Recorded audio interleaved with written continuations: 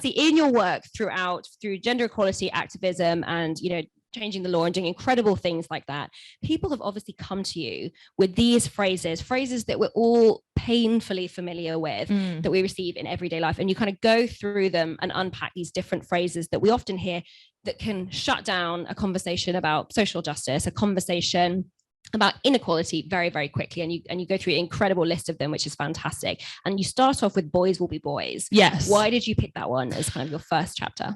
Because I think it's one of the phrases I've heard the most in lots of different ways. I've heard it, maybe not in those exact words, but I've heard and seen people continuously sort of attribute boys' behavior that may have been entitled or boisterous or inappropriate to sort of their biology, as if it's just part of their gender, it's just like who they are. And in my work since the law change, I've worked with young people a lot, and I've sort of was able to recognize this kind of red through line, how we allow boys to believe very early on that they're entitled to girls' space, how we write off a lot of the behavior because we'd much rather attribute it to their biology as if it's unchangeable than have to have a conversation about why it's happening in the first place. And I think a lot of us are really uncomfortable to have that conversation because we're not equipped a lot of the time to have these types of conversations. We were never taught this at school. We were never taught how to think critically about these things. We were never taught about these systems and about sort of the gender binary and gendered ideas and stereotypes. So I think it's much easier to play it off. And I've seen that happen. I've seen that with teachers, with young people in school after certain behavior. I've seen that, you know, in my work recently where I've been in a school and while doing a session, there's been rape jokes passed around me while I'm doing the session, passed around in the crowd by boys while I'm doing the session. Or boys have, there's been one session I did where boys were like rating the girls as they came in because it was a boys' school and a girls' school and they put it together, which is the worst thing you can possibly do, by the way, if you ever want to hire a gender equality activist, is have a boys' school and girls' school and never together and then put them together for a session with me. Just don't do that.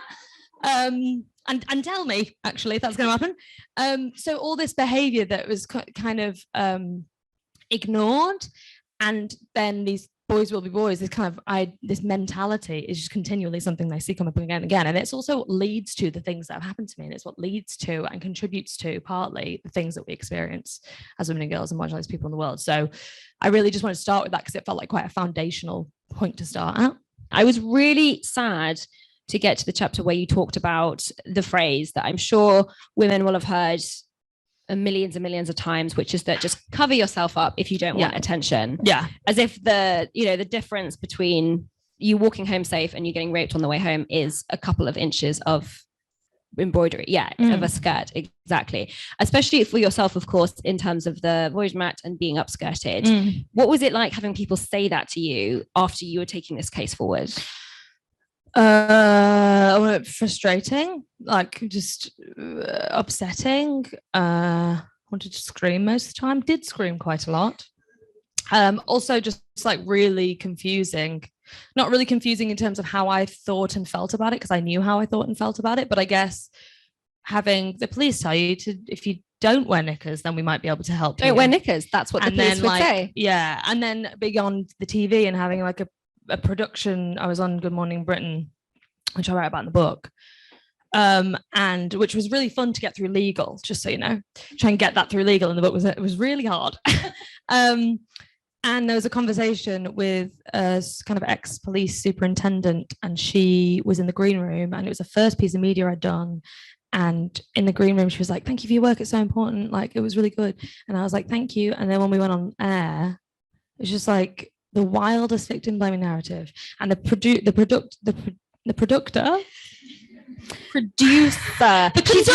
she's really jet lagged, guys. Sorry, the producer had told me on the phone in a briefing call that her point was like, well, you have to look after yourself, so you should have worn trousers, and that police need to deal with terrorism, so why they wouldn't care about upskirting. It's like, am I talking to like a satire someone's written?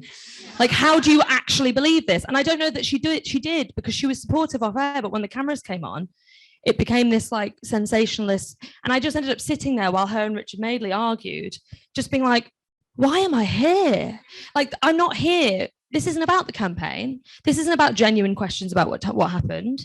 I got upskirt 3 weeks ago and I'm on TV with a police officer victim blaming me, and Kate Garraway saying things like, But, is it a bit like when boys like in school would like, twing a bra strap and then they'll be labeled for the rest of their life? I was like, what is going on? And also, they shouldn't do that either, Kate. Like, so that I was just like, I didn't say that. I was like, because it's the first time I've been on TV, so I was terrified. But it was really interesting because I was like, oh, I'm part of this now. And I'm part of this farce. Like, this is going to be my fucking life now. And I have to make the decision of when I do press, because I was doing press hoping it was going to help the campaign. And it didn't at all, because it just completely delegitimized what I was saying.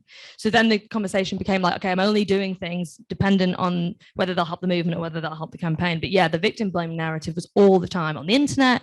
I had women, I did vox pops on the street at Parliament. I had women come up to me and do the same thing. Presenters on TV. It's just consistent because we've been taught our entire lives that women are the regulators of men's behavior, our whole lives. And I've done it to myself. Still now, when I tell the story, because I'm asked a lot about it, I describe the day of the festival, and I don't even notice I'm doing it. I say things like, it was broad daylight, like I always say. I don't know why. Like, it would be more appropriate if someone upskirted me in the dark. Or like I say, like, it was a family festival. Like, it's disgusting that they did it in front of children. Ignore that it happened to me. Like, it's nothing to do with me.